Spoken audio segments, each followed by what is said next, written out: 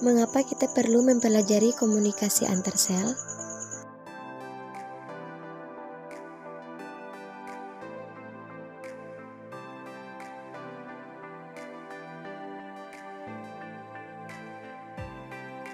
Karena kesalahan menyebabkan masalah.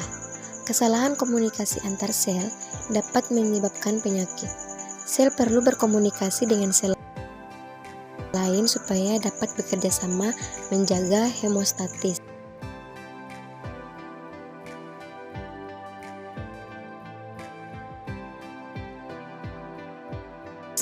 Beberapa pathologi mengganggu komunikasi antar sel dan menyebabkan penyakit.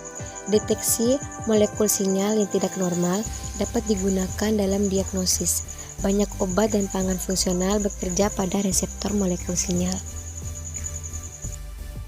Bahasa apa yang digunakan oleh sel untuk berkomunikasi?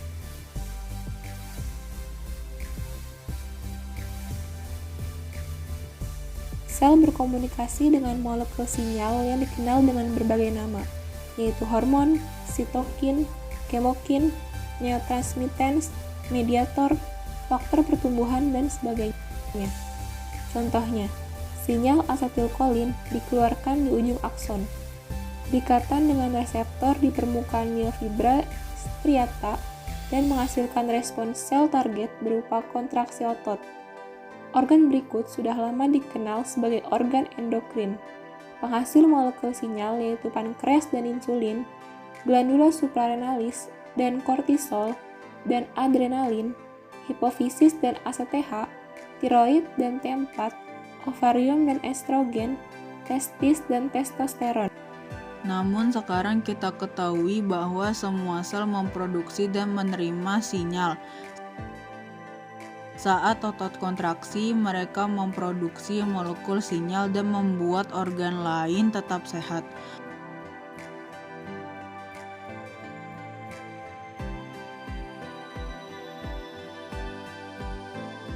Bahkan adipositas atau sel lemak juga memproduksi banyak molekul sinyal, yaitu sinyal yang tidak normal pada orang dengan obesitas dan menimbulkan masalah kesehatan.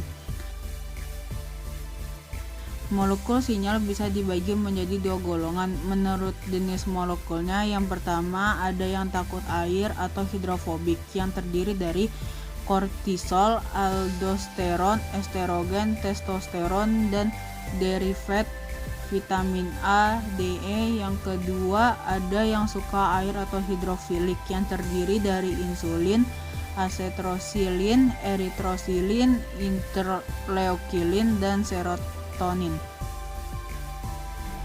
Bagaimana cara molekul sinyal sampai ke sel targetnya?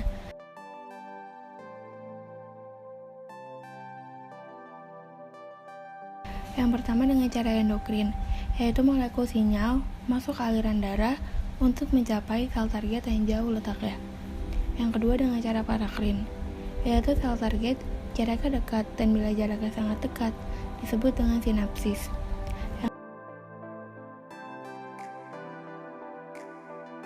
Yang ketiga cara autokrin, yaitu molekul sinyal berikatan dengan reseptor pada sel produsen sinyal itu sendiri.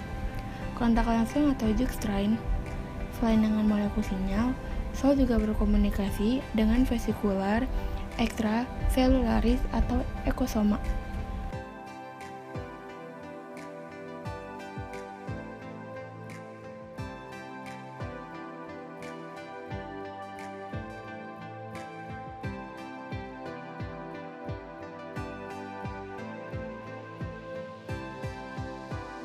Vesikula ekstraselularis atau eksosoma dibungkus membran, memiliki protein membran yang berikatan dengan reseptor di membran sel target. Kemudian DNA, RNA protein, dan lumen yang masuk ke sitosol dan digunakan oleh sel target. Respon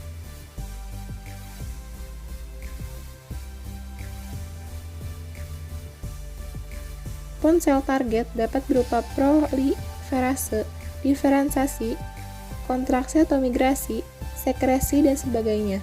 Kontak langsung melalui molekul membran dengan sel lain atau juxtakrin, kontak dengan matriks ekstraselularis, dan membentuk jaringan. Apa yang terjadi bila sel tidak menerima sinyal sama sekali?